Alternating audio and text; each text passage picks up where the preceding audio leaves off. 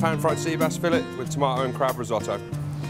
The key to a good risotto is to make sure you use absolutely hot stock. It has to be nice and warm. The reason for this is when you heat up the rice, if it's too cold, what will happen is the rice will cool down. Every time you add cold stock, the rice will cool down. So if you use the hot stock, it'll carry on cooking through, which will give you a nice, creamy, fluffy risotto. So here we have a pan, it's a little bit warm. You don't want it too hot, you just want to sweat the onions down. And make sure you use a plastic or wooden spoon as well, not a metal spoon. You don't want to be scraping around all the edges and taking everything off. In here, we have some finely chopped garlic and shallot. Just sweating it down, looking for it to start to go nice and opaque. You don't want any colour on it at all, because if you start to get colour on it, that will then show through your lovely white rice at the end.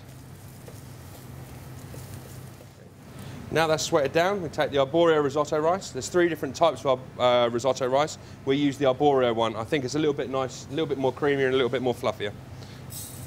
When making risotto, you need to make sure you use a big enough pan for the risotto rice you're using and the amount you're using. If you use too much rice in a too small a pan, what will happen is you won't be able to stir it and incorporate the liquid properly, okay?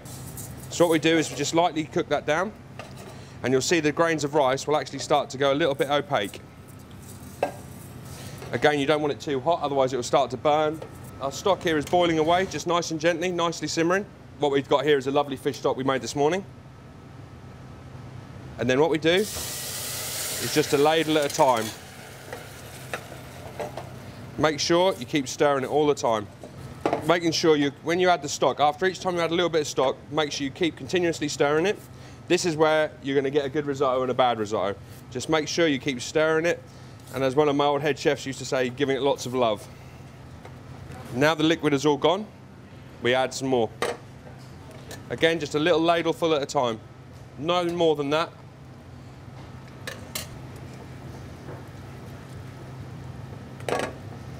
You notice how all the stock's been slowly taken up into the rice, and the rice is expanding. Justin, so this is a completely different way to the way that Spanish people or the Indian people use their rice. You know, Italians use it in a different way. Yeah, this is how the Italians would do it, how we're doing it here. Indian and Spanish people tend more to use it as they bake it in the oven with fresh spices and herbs like that. Italian people per se like to keep it nice and simple. Just making sure the rice is a flavour carrier. Okay, so this is just a plain thing to take the flavour into your mouth. You're introducing different flavours like herbs, tomatoes, crab, all things like that, what we were doing today. I like it to be nice and creamy, but without adding cream or anything along those lines. All we're going to use is stock, butter, parmesan, then a little bit of crab. We're going to put some fresh herbs at the end as well, just to give it another flavour. And like I say, all we'll finish it with will be butter and parmesan. As you can see, the grains are starting to plump up a little bit and it's looking nice and creamy. All we've added so far is just stock.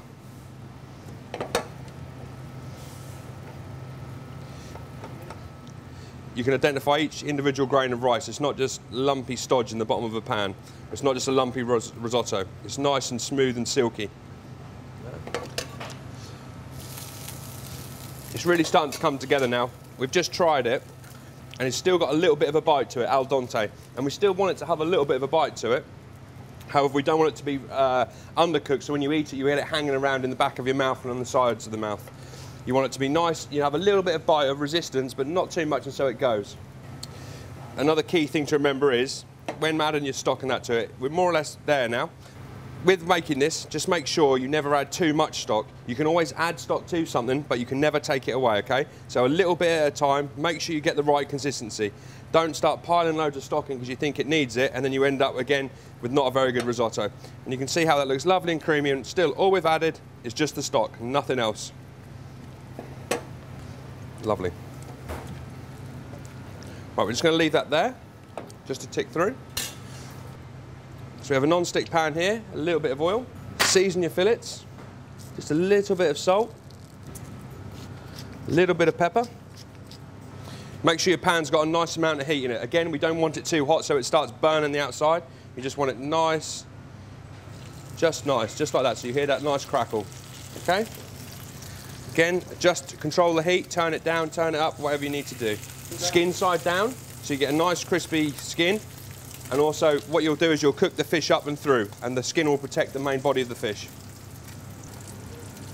As you can see, the fish is starting to cook up and through. As you can see, the skin's changing a completely different colour there to it is there. That's the heat rising through the fish. Right, we just brought this risotto back.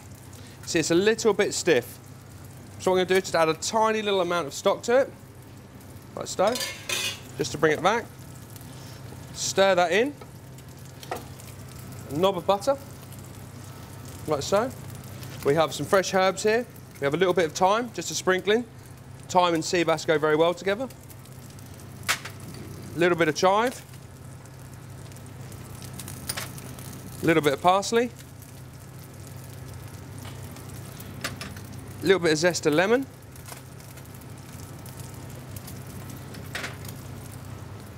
Give that a stir. We'll also get our tomatoes into it now as well. You don't want to add the crab, fresh crab, too early. If you add the crab into it too early, it will just go all tough and chewy and horrible. Just keep it right to the very end just to give it another flavour.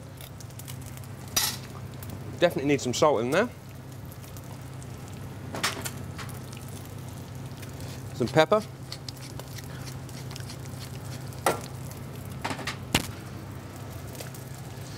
Give it a good stir. Now add your crab. A little bit of lemon juice. As you can see, while we're just finishing the risotto off, the fish is nearly cooked right the way through. How it started off down there has now risen right the way through. Okay, that's just making sure at low heat, let the fish cook through nice and gently. Risotto stir. Another little try. Yep. A little bit of Parmesan just to finish it off. Again, not too much, otherwise it'll go very, very sticky. Take that off. That'll sit nice and warm there. Just going to turn our fish over. Like so. Nice and crispy skin. Okay. And all we do is just then add a couple of knobs of butter, like so. Turn the heat off and just let that cook through. Just a little squeeze of lemon. There's your tip. Turn the heat off, we'll just let that carry on cooking through, just while we plate up the risotto. Here we go, that's the risotto nice and finished. Look how it's nice and thick, but not too stodgy and claggy. Nice and creamy without using any cream at all. So we just serve that like this in the centre of the bowl.